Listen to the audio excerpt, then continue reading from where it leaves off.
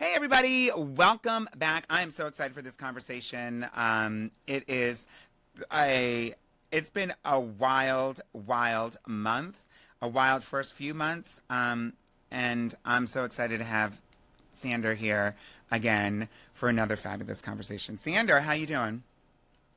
I'm doing pretty good. Obviously, there's a lot of things going on in the world. There's always just so many different moving parts, and always trying to stay up to date to, you know, one, be an advocate for different communities and different people, but also just like some of these things are starting to affect a lot of people that I love.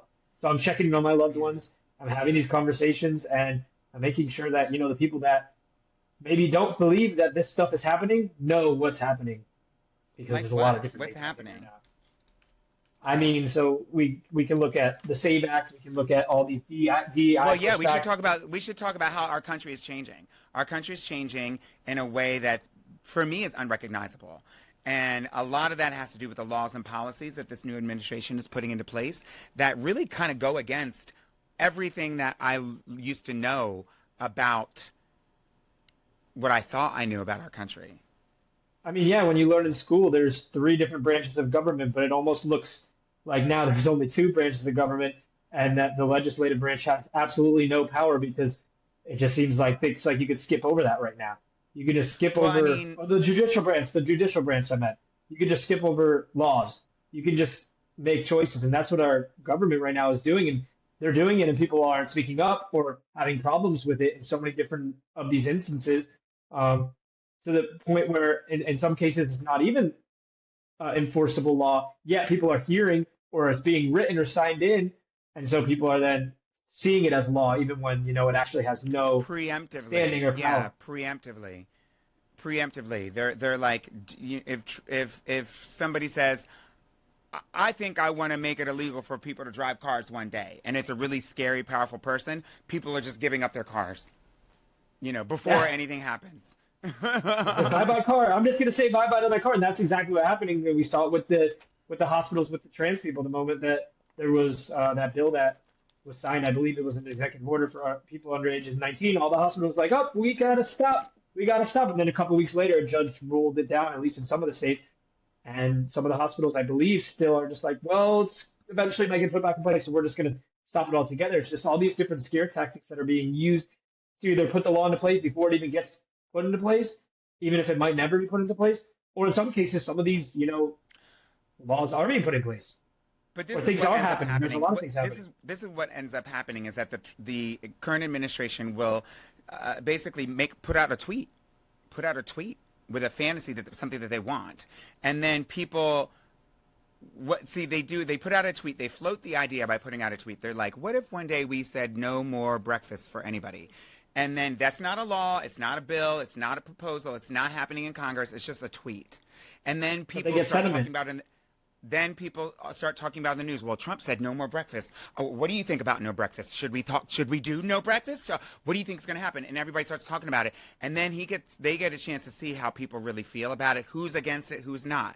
And a lot of people are just, well, they don't really know. They're not really paying attention. So then they introduce a bill or a proposal or a policy that makes its way through Congress if it's going to even do that, but a lot of them are executive orders, and they float the idea. Now, executive order is not a law.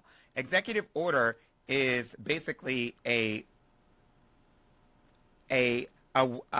fancy wish that the president puts into place. It's like, okay, this is what I want to happen. This is what I think. This is the way I think it should be. But it's not. It doesn't necessarily like instantly change the laws. It's basically the president saying, "I'm going to use this is the way I think you should behave, and if you don't behave, I'm going to use all the power I have to force you to behave." That's what an executive order is, in my understanding.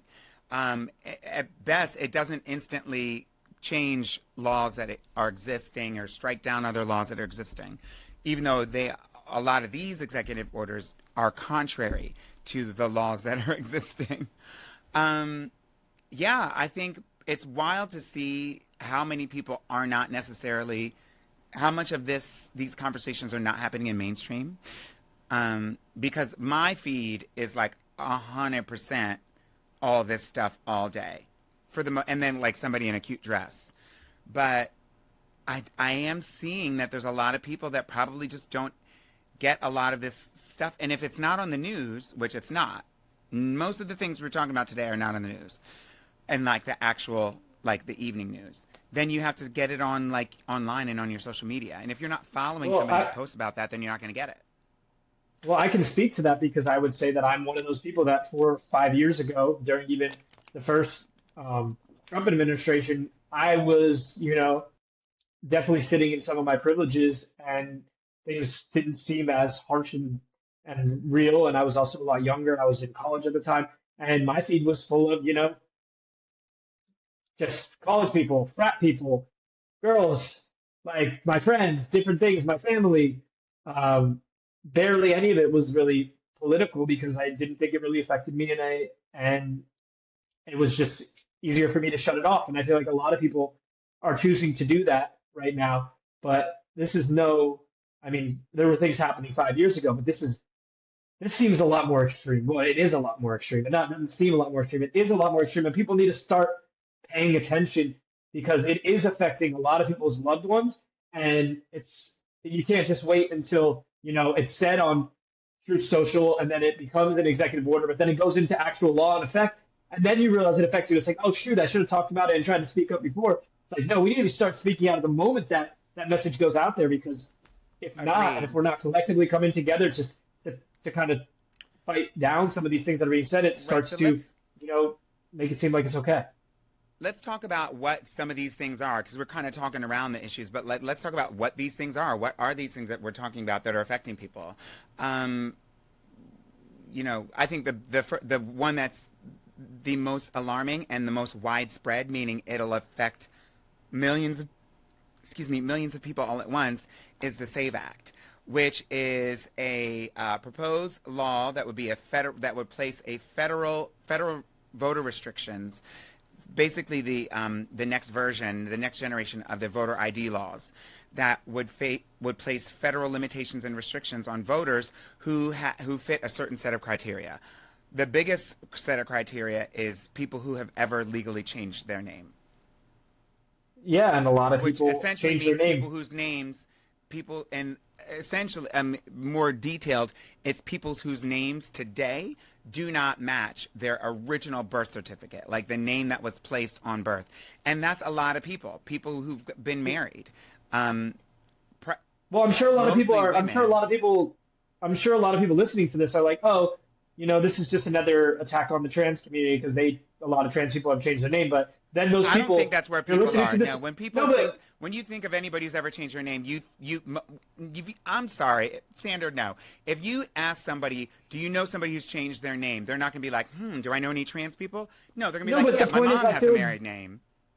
But I feel like they are going to be like, oh, well, it's no way they're coming after me. There's no way this law is a direct attack on me, because it's like people haven't seen that abortion is a direct attack on women in general. So like, wait, are you like, saying oh, no, of the it's people taking that the are life. aware? Wait, hold up. Are you saying of the people that are hearing about the SAVE Act that are here? I mean, the bottom line is the SAVE Act does impact people who've changed their names legally. That's a fact. So, are you saying the people who are aware of that and learn that still say no, that's just trans people? No, I don't think they just say that's just trans people. But I think they more are just like, oh, it doesn't affect me. I'll be fine. Like, when I walk up to that voting booth, I'll be fine. I'll be able to show. If they're a like, white man, they think that way. If they're a cisgender white man who's never changed their name, then they do think that way. Yes, probably. Got it. But I don't think if you are a woman or a person who cares about your mom and their mom has had her name changed, I mean, listen, most people don't have the mental energy to like read all these bills and laws page for page.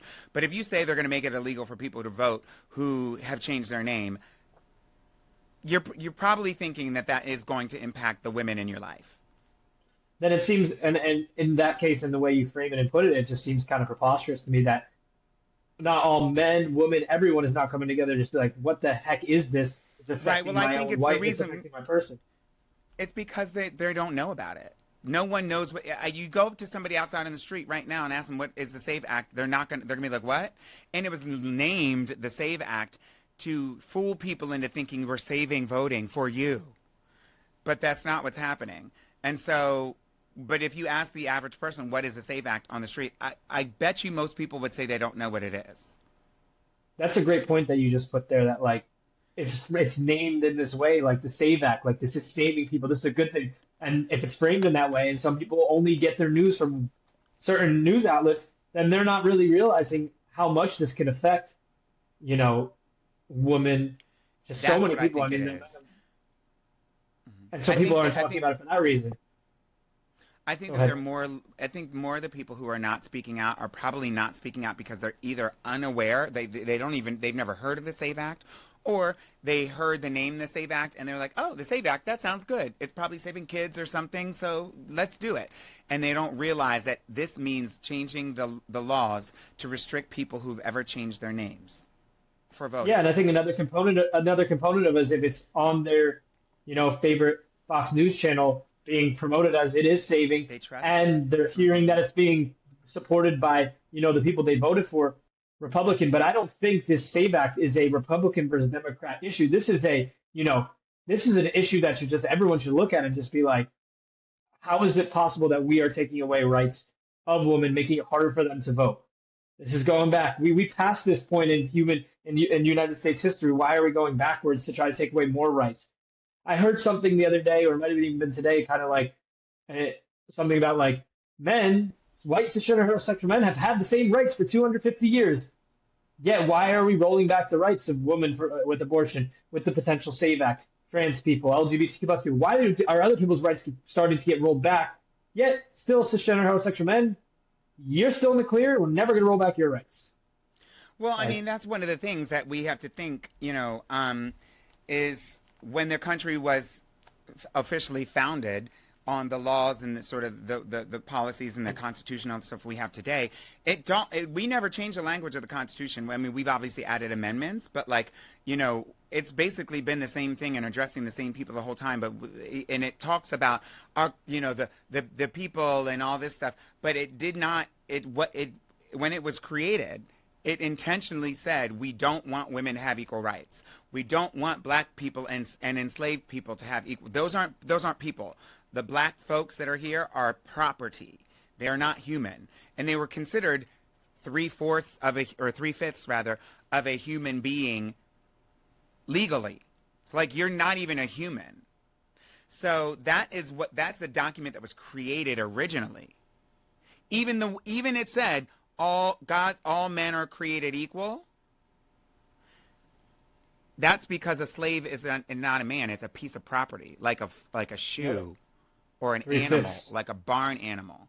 And so they're saying all men are created equal. They're not clearly they're not talking about women, and they're also not talking about people who are enslaved in this country. Those are some larger groups of people that were here, and that also this was just basically a continuation, I believe, of the behavior and the treatment of the indigenous people that were here, because there was no constitution for this country when the colonizers got here. They obviously created that years and years, couple hundred years later. So they had already decimated. The native population that was here before any of those people got here had already been decimated. But they treated them the same way that they treated most of the enslaved people. And in fact, the Africans that they were brought over later on, and just replaced the indigenous people that were dying out. My point is that the rights of people in this country have never been 100% equal across the board, especially when it comes to voting. During the suffrage movement for women to get their right to vote, which was the early 1900s, women of all kinds were marching. The people who were at the front lines were people like Ida B. Wells, and black queer women were fighting to make sure that women had the right to vote. They were fighting and marching, and just like we're seeing today, people marching, even though we don't really see it that much because they're trying to hide it. They were marching for their equal rights, and white women when they got the right to vote, it was white women that were able to vote. Black women still could not actually vote. Legally on paper, it said that you could. Just like on paper, it says all men are created equal. But we know that was happening in a country where we had slaves during that same time. They wrote that while they then went back home to their slaves. So Yeah, and equal rights is something that has to constantly be fought for.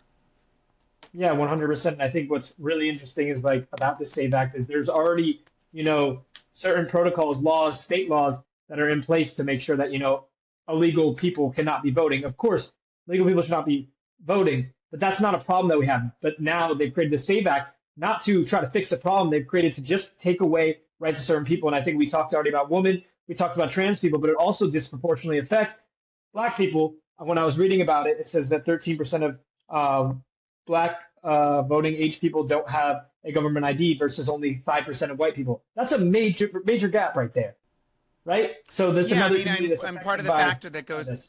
part of the factor that goes into that, I mean, the question is why? Why don't they have it? Because some people listening to this might be like, the black person just go to get the thing. There are lots of policies that restrict people from having access to their IDs, and some of those things are like sort of institutional. For instance, not just black folks, indigenous folks. Back to indigenous folks again. In our country right now, on this continent, there are still populations of indigenous people, Indians, Native Americans, whatever you want to call, that are indigenous to this land that obviously years ago were living all throughout the land, but then as they died off and were killed off, and their communities got smaller and smaller. And so many of these indigenous populations have created their own sort of sovereign nations within the United States. They have their own way of law, they have their own people that enforce the laws. They have their own jobs. They have their own everything. And I guess that's sort of like a bone that the United States government was able to say, okay, well, y'all live on that block and we'll let you have that block. And that block can be called, whatever you want. And it's even though it's in the middle of New Jersey or something. And so those indigenous populations are not necessarily subject to the same civil laws that we are from state to state. So you don't have to have a driver's license. There's a lot of things that you don't have that they may not have access to. And these were things that were proposals that were started to put in place in November, with regards to requiring all citizens to have a certain type of ID.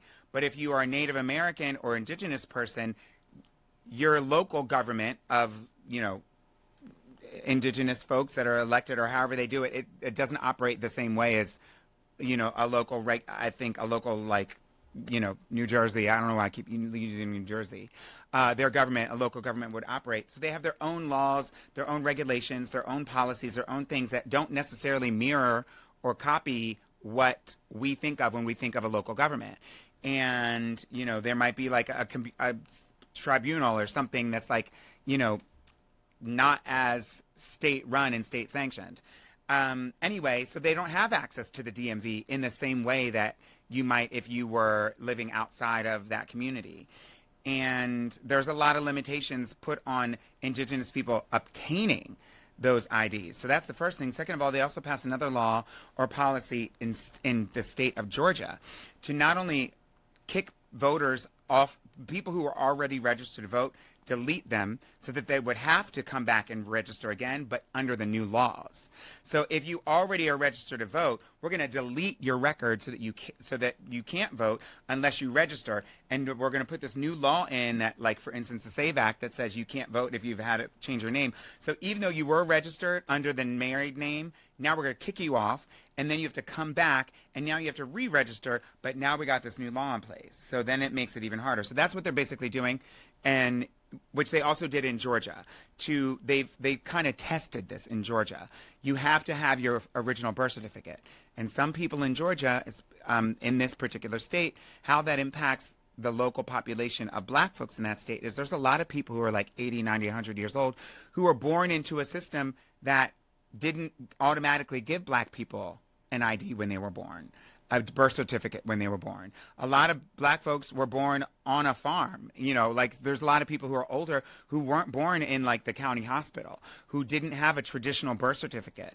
And so this law that was passed in Georgia was requiring everyone who's a voter to have an official Georgia birth certificate, which some people just did not have and were not allowed to get. You know what I mean? Yeah, no, I obviously don't know. I'm not too familiar with the Georgia law specifically, but I think um, before moving on to any other topic, I think just in general, between the information you shared, the information I've read, some of the stuff that I know about, it's the one thing that the proponents for the SAVE Act kind of share is, oh, it's not actually going to affect women. It's not actually going to affect indigenous cultures. It's not actually going to affect Black people. They could go get these documents if they don't have them. They could make it happen, and that's not easy for everyone. It costs money. It takes time. Everybody, anyone listening to this, like I know I hate a couple things. I hate getting my driver's license. I hate renewing my license plate. I hate doing taxes. That stuff is not easy. It takes time, and there's often problems. I went a year and a half trying to get in touch with the IRS. I know it's different, but like these type of processes, they're all in that same boat. It's not easy. Mm-hmm. It's difficult, and so to say that this law will not affect people and discourage people from voting is straight up, not true, and it will affect people, and that is Why why would it's they so make it important if it that weren't? It people. had no effect. Yeah, well, no, but they're saying, like you said, it's disguised as the Save Act, just saving us from illegal people voting. But it's not But illegal. they It's not an can't illegal even person vote. if you don't have a license. Yeah, exactly. They already can't vote. Legal people can't already vote, but they're disguising as that when in fact it's just an attack against certain communities. Yes, some people will be able to go get their marriage license and then be able to vote. That's what people are going to have to do in order to vote. But there's going to be a huge handful of people that can't, or it just takes so much time, energy, like to do that, and so they don't do it. And that's the goal, I think, of this Save Act, and it's all connected to just all these issues that are trying to, Yeah, it create is the a goal of the SAVE society where Act. people don't have the voice or power to use their voice, or even in this case, their vote, which is the most important part of anyone in democracy. Right. So I mean when you say that's the point of the SAVE Act, that's definitely the point of the SAVE Act. Like, and it's the point of all of these laws and policies, and they're working in the way that they've always worked in our country. Like this is not shocking to me because my grandmother couldn't vote. You know what I mean? This is not, and I learned about it, and I learned about her fighting for the right to vote. Yep. So, like out of her mouth, when she told me the things that they had to do to get the stuff that basically their white neighbors were able to get, just because they were white. And so this is not new to me. This is unjust and it is alarming, but it's not new to me. And there's a lot of people that are like this. I can't believe that this is happening because I never even thought of this happening. But there's a lot of people that are like, I know this is what our country is like.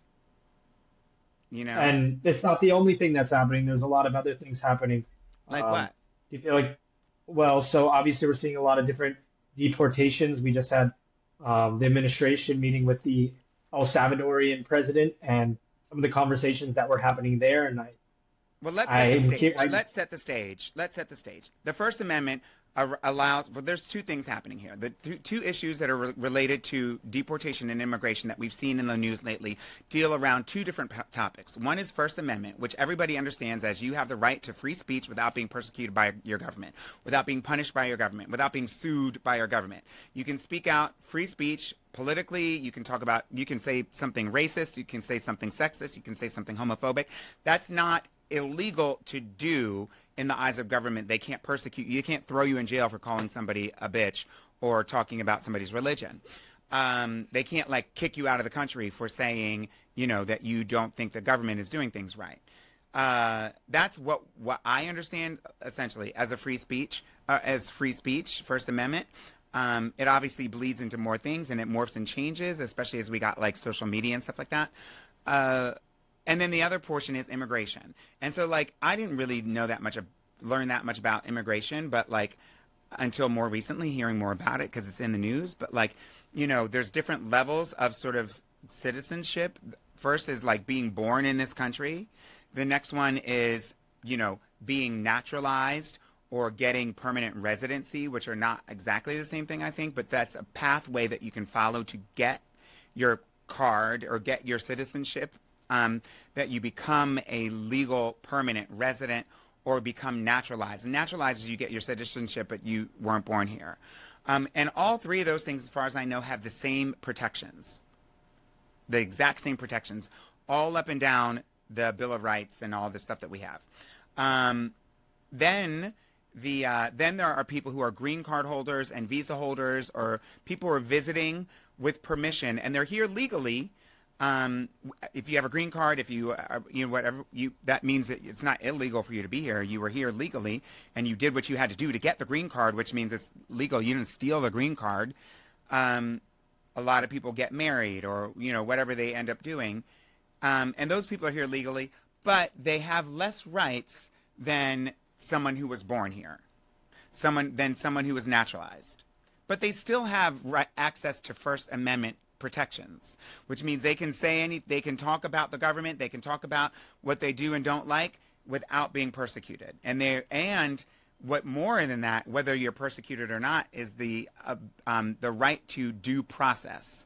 Meaning, if you do think that I broke the law, then you have to charge me with that, charge me with the crime, tell me to go to court, I get a lawyer, we argue for my rights, you tell me in front of a judge what you think I did wrong, I tell you in front of that same judge why I don't think I was wrong, the judge or the jury decides, and then they decide on if you're going to go to jail, or if you're going to do this, or maybe you lose your status. That is the process. That's due process. But that process is being completely skipped right now. Well, then there's the other group of people who are undocumented immigrants. And these are people that came here, that are here. And even though the government knows that they're here, many undocumented immigrants are here working, which means they pay taxes. Everybody who buys anything in this country pays some type of taxes, because there are taxes on pretty much everything. That's the first thing. Most of those are regressive taxes, like sales taxes. But then there are other things like income tax and other types of taxes that people pay through their job, through their workplace, obviously. And immigrants, undocumented or not, pay those taxes as well, even though they don't have the same protections of the First Amendment. Sorry, that's not true. I want to... even though they don't have all the same protections as a citizen. One thing that the Constitution says, and that people have, and when it comes to the rights that we have, is all persons that are here are entitled to a certain set of rights.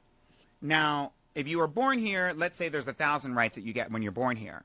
But let's say there's 5 rights that are like the golden rule rights. Free speech, right to due process, the right to bear arms. Those initial ones are the core ones. Everyone in this country, if you are a human being and you are alive and you are standing on this country, in this country, you have those rights, like the right to free speech. So even an undocumented immigrant who didn't have a citizenship, doesn't have a green card, doesn't have legal residency, and is here, doesn't have citizenship, still has access to First Amendment rights, still should enjoy First Amendment rights, has a right to be protected under the First Amendment, and they also have the right to due process. So if you are an undocumented immigrant and you came here and somebody, stabbed you and you're still alive, or you stabbed somebody else and they're still, or whatever, a crime was committed, in order to punish you, they need to send you to court, tell the judge what they think you did wrong. That's due process. That, like you said, I just wanted to establish that is what that is who gets what in this country. Yeah. What you're establishing is this idea that, hey, in this country, you have certain rights, whether you are an immigrant or you were born in this country, you have certain rights that are written in the Constitution. One of those rights is the right to bear arms. One of those rights is the right to have a freedom of speech. And one of those rights is due process. And if you go through the amendments, you're going to find those things. But what's happening right now in this country is that some of those amendments are not being honored, and people are being deported, taken out of this country without due process, some of which didn't even commit a crime. And they're also being labeled, once again, going back to what you described before, as like the SAVE Act being in disguise.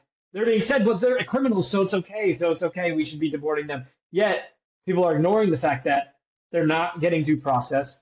They're not even criminals in some of these cases, and in many of these cases, based on the group of Venezuelan immigrants that were just sent to El Salvador, And what was the third thing? And then there's also the case, like you said, about the freedom of speech, which are some other cases in relation to some of the Columbia students and other students Hmm. across the country. So let's dive into some of those. I think one of the yeah, let's dive in. I think one of one of the first things that we were hearing, and this is all sort of a slow process, even though it feels like it happened really fast, and it is happening at a record speed. The demonization of people who are undocumented immigrants went beyond for one of the first, in a major way, for the first time in my experience in a long time, first time that I've noticed, beyond Mexican day workers or Mexican people coming from the southern border. It also now included Haitian immigrants during the vote when we were in the election season, and Venezuelans, immigrants who were, famously. There was a video that was kind of sketchy, saying that a bunch of Venezuelan gang members took over an apartment complex, when essentially that's not true. It was found not to be true, that these were people, yes, they were from Venezuela, and they may or may not have been documented, but they were here paying rent and taxes and all these things, and they were complaining with their landlord that their facilities weren't working, and that something was in disrepair with the apartment. And they were basically saying, y'all got to fix this. And that was what was captured on video, and that is what people are suddenly turning around and saying, oh, they're trying to rape people in the neighborhood. And that's not what was going on. But people kind of just took it and ran with it, that these gang members were just creating havoc and taking over an entire apartment complex, when they were trying to get what they should legally be entitled to, which is if you're going to pay rent in an apartment, then you have to have water, you have to have heat, you have to have lights, you have to have whatever you're going to have, shelter. But that's part of the narrative, right? That's part of the narrative of disguise that like you mentioned, for the SAVE Act, but that happens with all of these terrible things that are happening right now in this country, is there seems to be a lot of disguises. There's a lot of stories that then get pushed by, certain media groups to try to make it seem like that's the story, when in fact the story really boils down to the human rights of certain people. And the story should boil down to, hey, this is bullshit, hidden disguises, so that it distracts you from the true deep layer story of, how this is totally against the law.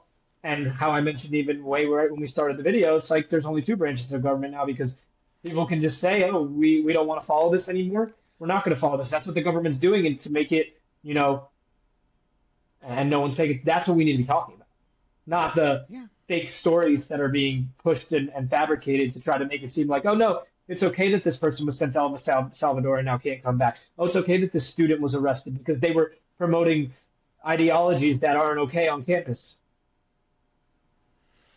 I mean, yes. I don't know who said, yeah, yeah, yeah. In so many words, for sure. Especially with the immigration story, that was the thing that started happening really early on, and it allowed people to take that as an issue that they were going to use to vote on. And so I think it's one of those issues that still certain voters, conservative voters, are still this is important to me. And that's not just conservative people that care about immigration, I want to be clear, but in terms of, yeah, let's get those immigrants out of our country quickly. They're so bad. They're all this. They're all gangsters. And we can go back to 2016 when Trump so famously said the Mexicans are all here. They're all gangsters and robbers and drug dealers and rapists. And basically painting the entire country of Mexico with one broad stroke, saying that this is what they all are.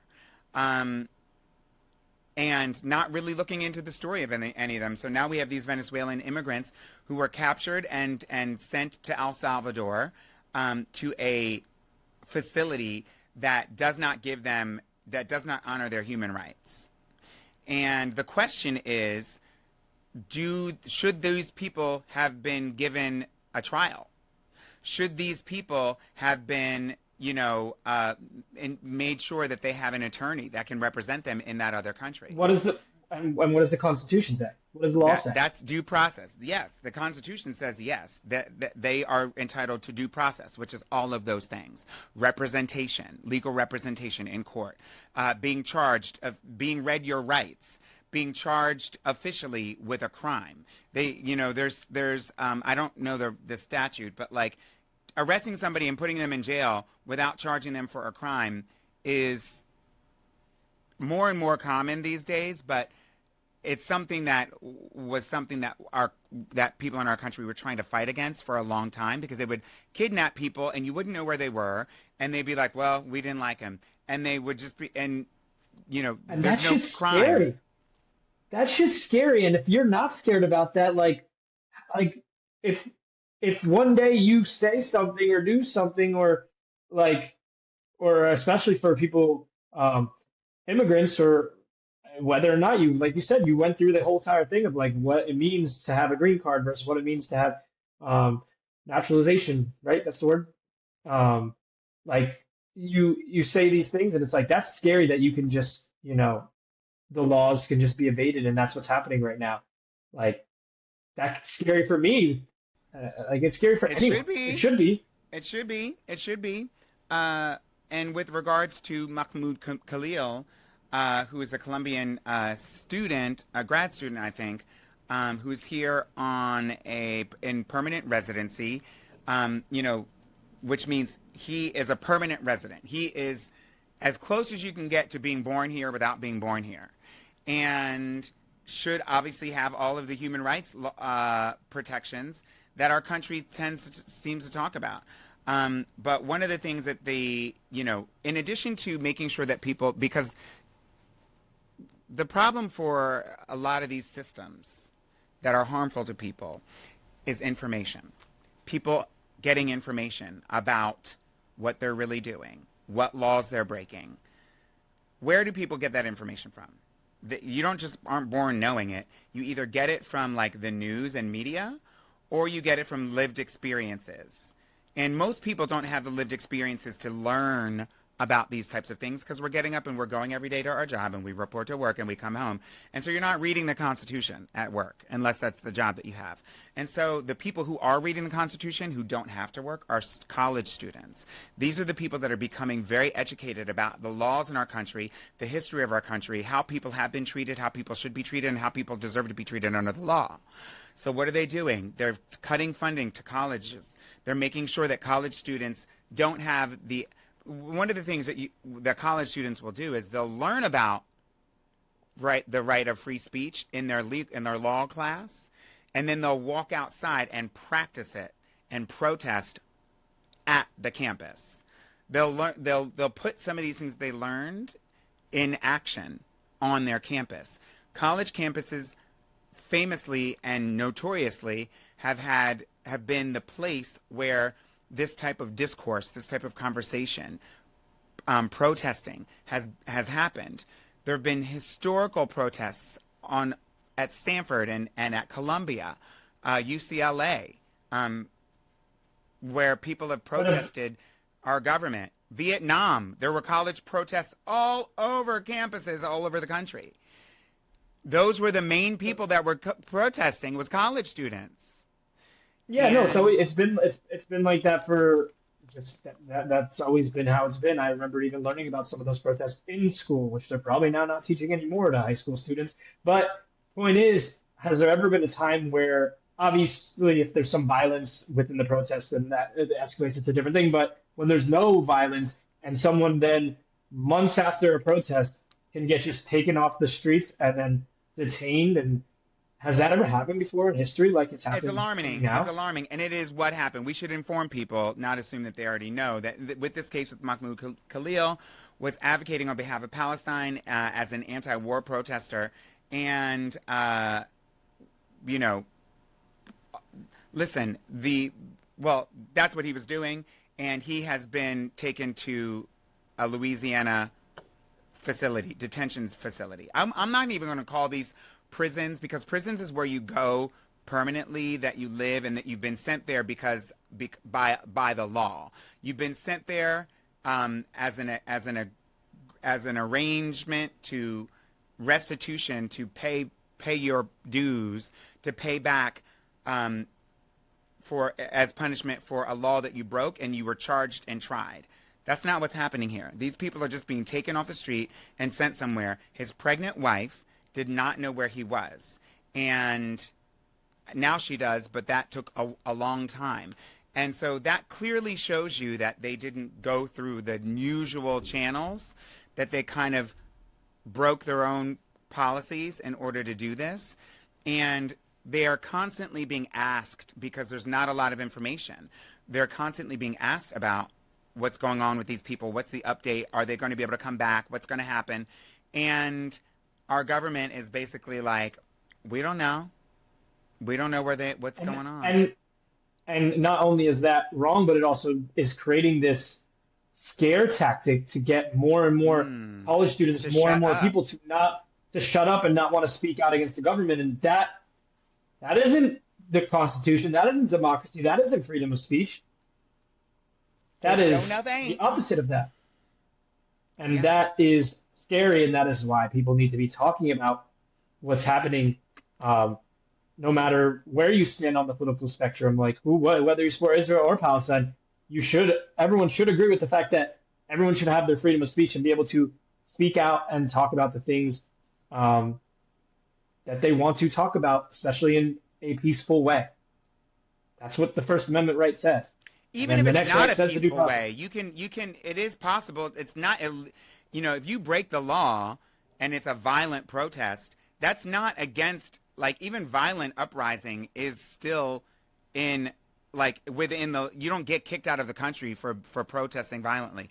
You get arrested, you get convicted and you get tried. And if they found you guilty, you get convicted, and then you can, then you serve the punishment. But, like, it's not a deportable offense to be at a protest, especially if the protest turned violent, but you were being peaceful. They have to prove. Especially if it's not even like not even especially, but this, and to be clear for anyone who doesn't know about this story, this didn't happen at the protest. This happened after the protest. This wasn't the day of the protest. This was just a random day that What's this person What actually happened? that he was arrested. ICE agents came in with masks on, covering their Yeah. faces. This was a And year later. yeah, and this person was taken away. And now the one thing about this particular case, His there name is is Mahmoud some Khalil. I'm not saying it because it's hard to pronounce. Mahmoud Khalil. That's it. You said it lovely. I Mahmoud mean, Khalil. you pronounced There it. is You said, at least you said it. there is some due process happening now, and it's also setting precedent. And the first idea of this due process was they ruled that he can be deported, which now sets the precedent that, hey, anyone who speaks out about certain things, and that falls into a similar bucket as Khalil, you Let's talk should be really scared quickly now to about speak the out. father, because it's not just him. We can cite all these little examples, but it's happening. It's happened to multiple people, the groups of the Venezuelan immigrants, and there's two in particular people who've been taken under the immigration side of things, who've been deported to El Salvador, who were not. They were accused of being violent gang members, which was an excuse to send them out of the country without giving them a trial, without giving them their due process. And they were also sent to a facility that is harmful, that's against human rights, and that nobody knows exactly what is going on with them. There's no way to check in. There's no way to communicate. One of them was a gay hairdresser. Not that gay folks can't be in gangs, but like is that really a widespread issue? And based on a couple of sort of like not even coincidental, like insignificant little things that are like, a tattoo here, one day you wore a red shirt there, these people are being sent out of the country. And so we have this. And most of them don't. Most of them have not committed any crimes. Like there was research done after the case that is showing that, hey, most of these people not only were they not gang members, but they have not even committed any crimes. So one of them was Andy. I think his name is Andrew Hernandez, who's the makeup artist and hairdresser who was deported. And then the other one was the father, the Miami father from, I can't remember where he's from, deported to El Salvador. And that's the one that a lot of people are talking about, because and a lot of people are saying talking that he about was him. sent. Yeah, because he was not supposed to be sent there, and it's known. Even I think the administration admits it, but then they're all like, "But we're not going to do anything about it." Kilmar That's Abrego terrible. Garcia is his name. Yep. Yeah, and he's an El Salvadorian father who is, I think, also a legal resident, was not born in this country, but Yes. did what he needed to do, and has a wife and children as a family, and was taken and shipped out of the country before there was ever. This is the thing. Due process allows everyone to take a breath, understand what's going on. Everyone has the same information, and we figure it out. When you can just come at somebody's place at night and pick them up, or a place of work, and then they don't even go home, they just go directly to the airport, and you fly them to some thing in the cover of night. That doesn't. If he's really a terrorist, if he's really a violent criminal, if he's really a gang member, let's have the trial. No, let's have the trial. But like when you mentioned that, that is just so scary. Like that you could just, have no due process, take someone off the street and send them to a different country. And in the conversation, because the administration just met with the El Salvadorian president, they were talking about this idea that, and on that hot mic, build more of these so we can send more people to these, basically how it's described as concentration camps. They are concentration camps. In today's modern day and form, happening in El Salvador, and that's where these people are being sent. And they're saying, create more of these. Let's send more people. So what? And especially now, between the intersection between both of these issues of just taking an illegal immigrant or someone who's speaking out and using their First Amendment rights. What if I I would just be careful not to speak call about them something illegal immigrant, because this is the thing. It's not illegal to be here without citizenship. It's not a federal crime to be here without citizenship. It is. It's a civil crime. It's a civil law, and it's not even criminal. It's civil law, and that is important for people to know. That if you don't have the papers done, if you don't have you're not a felon if you lose your driver's license. It doesn't make you an illegal human being. That means you are a person who doesn't have their license.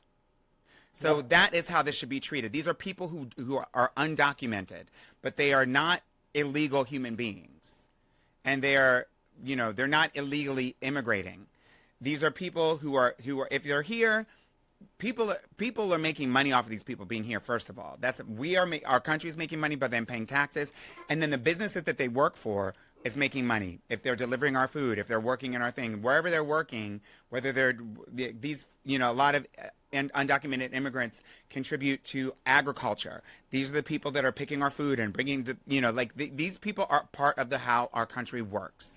And so they're not illegal. They are undocumented. I'm not chastising you. I'm just saying we should be intentional how we use the language. 100%. No, I agree. I definitely meant to just say immigrants in general. But that's a good capture there to make sure that anyone listening understands. You are right. It's scary as hell, because I'm thinking about back to the SAVE Act. What they are trying to do, if you take the SAVE Act now, and then which is again the proposal, which soon looks like it's racing through and going to get approved, that proposes that places limitations on people who've ever changed their names, making it harder for them to vote, putting voter restrictions and making it so that only people who've never changed their name can vote. If you look at that, if you take that and then compare it to what Texas is trying to do by making it a felony to say that you are basically to assert that you are trans, to go to try to vote and admit that you're trans, to go to try to register for a college and admit that you are trans. By admitting that you are trans, making it a felony that's arrestable and prosecutable and convictable. And what happens if it's not? And what happens if you don't even get due process in that case? And they just say, exactly, they you could did just something ship wrong. you to El Salvador. You could just, and that should scare a lot of people. And what happens if then they bring it, go even deeper and say, hey, if you're a woman who tries to vote and you didn't have your stuff, then that's illegal for you even to try, because you're trying to break the law, even if you didn't even know that this new SAVE Act impacted you. And then now your wife is getting deported. Right? It's just it's and just it sounds absurd. wild, but it's a scare tactic. It is. It's not just a scare tactic. It's a gross violation of human rights, but it's also scary. And what it does, it tricks some people, everybody else, into saying, well, we better cooperate with the people that are making this law. So if I gotta ship this lady out for trying to vote, oh well, at least I ain't going. There's that aspect, and then there's also the aspect of, sort of scaring the individual. So okay, women are saying, you know what, I don't want to get arrested, so I'm not even going to try to vote. Yeah, and I hate, and especially as like a proud Jewish man, I hate to compare what's happening, but it just sounds similar to what, like, I always ask myself the question, how did the Holocaust happen? How did people turn their head to the Holocaust? And now it looks like it looks like what's happening in modern day society. People are turning their head because they don't want to be on the bad side of the current government. But how about instead, let's get on the right side of history, and I'll stand up, speak out to all this terrible stuff that's happening in society. I think people don't know what the right side of history is because they feel, or I won't say they won't know what the right side of history is, but I think that the people think that the only side that they need to be on in terms of the right side of history is just not, in terms of the Holocaust, is just not anti-Semitic. And I think it takes so much more than not being anti-Semitic to not have another Holocaust happen again. Because yeah, but I think you misunderstood. I think you misunderstood what I said. I'm not talking like the Holocaust example. I know exactly what you were saying. That what's Just happening how can people now, should be turning their head to what's happening now? It just reminds me of like how what people I'm turn their trying head to to what let me happened before. tie it together. Let me tie it together. I did not misinterpret what you said. Tie it together for me. Tie it together. The Holocaust did not just happen because people were being anti-Semitic. The Holocaust happened because there was a fascist regime that was in place. That is what we are dealing with today. So if people are saying, how could the Holocaust happen, when they're looking really low to the ground and like, well, the Holocaust must have happened because people didn't like Jewish people. No, the Holocaust happened because we had person in power that sucked up all the power, that demonized different groups of people, took away their human rights, and changed the laws of their governing bodies to only function for the benefit of that one individual at the top. During the Holocaust, it was Hitler. In this situation, it is anybody who is fascist. Before the Holocaust, it was Mussolini. Any fascist regime that comes into power, the things like the Holocaust is the symptom of a fascist regime. And a fascist regime is a symptom of and can come into power with immense economic down sliding, immense economic pain and struggle and strife. The Holocaust probably would not have happened had Hitler not come into power. Hitler would not have come into power had he not seen the opportunity after the Depression. That is what ends up happening when people are poor and can't afford to do what they want, and they don't have enough to do what they need. Then they are like, just give us what you can. You need us to follow you? Fine. People saying they can't afford eggs. People saying they don't have enough money. The unemployment rate being high. We are in a situation where people, even though this is the richest country in the world and the most expensive things that we have, most people cannot make ends meet. They do not have the money that they need. And when people are feeling like that, they feel desperate. And when they are at risk of losing their health care, when they are at risk of losing their jobs, when they are at risk of losing can't buy a house, whatever it is, we're seeing now that the signs of this were way before this. People are looking at the statistics. Most people are not buying new houses these days.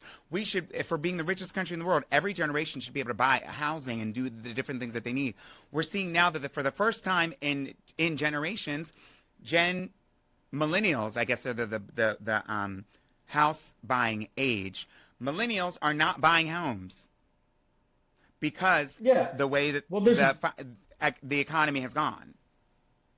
Yeah, and that's exactly kind of like what creates this opportunity for someone to take this power, deflect the problems onto other people, like the trans people, like the immigrants. Oh no, you don't have good health insurance. You don't have the hospitals. Oh, it's because we're paying for trans surgeries. That's what they're saying, and people are believing it. People are doing it, and even if they don't believe it, they are now scared to speak up because they're scared they're going to be ripped and taken off their college campus. And so there's so many different fear-mongering tactics and so many different real things happening that are taking away people's human and constitutional rights, and that is scary, and that is fascism.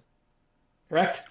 That's what it is. I think people, I'm extremely interested in learning more about fascism, what it means, how it happens, and what happens after it, or as a result of it. And in the little bit of learning that we've done, or that I've done, sorry, the little bit of studying that I've done, I've been able to see, oh, this is how something like the Holocaust could happen. This is how so many people could be okay with chattel American chattel slavery.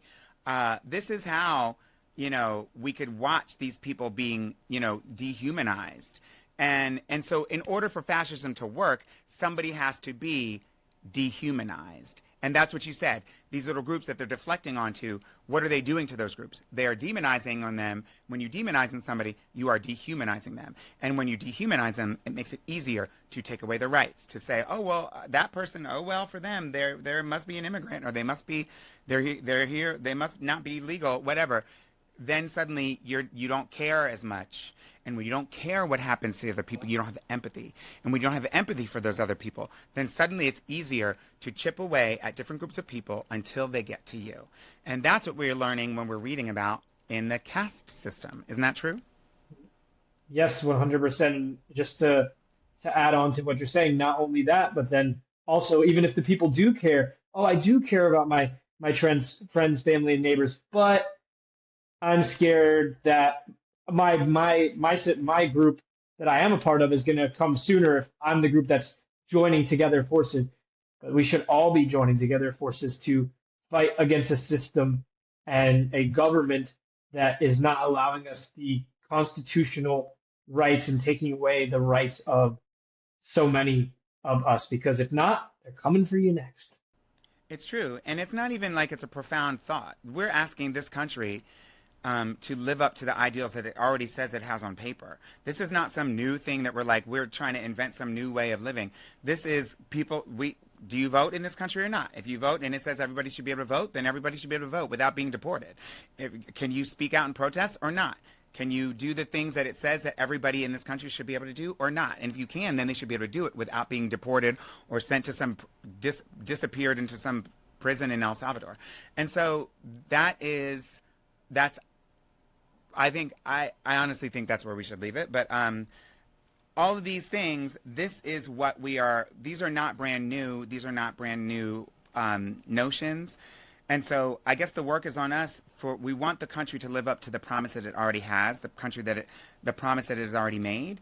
But in order for it to do that, then we have to constantly contribute. And I think that's where we kind of fell off of our game. Yeah, it's important that everyone is contributing to the conversations and not allowing these things to happen in society like that. To the conversations and the process. Yeah, and making sure that, like, even if this is not a Republican versus Democrat thing. This is the country. Is this really the direction we want this country to go? That doesn't have freedom of speech, that doesn't do process, that is pitting us against communities and pointing down to people at the bottom and saying they're the problem, when in fact we're all being sucked and put in fear. And so it's up to all of us to recognize that this is what's happening, educate ourselves, and start speaking out and coming together. Listen, thanks you all for listening to this. I know this is a long one, but there's so much going on. I really appreciate you listening to this. Please, if you like this, then like it, subscribe to both of our channels, share this. Let's get the message out. Let's get the word out. Figure out what it is that you can do. If this makes you feel a certain way in any way, shape, or form, then let everybody else know. We have to spread the word about this and become active. Anyway, thanks for the conversation, Sander. We'll definitely have another one very soon. Bye, everybody. Yes, 100%. Bye-bye.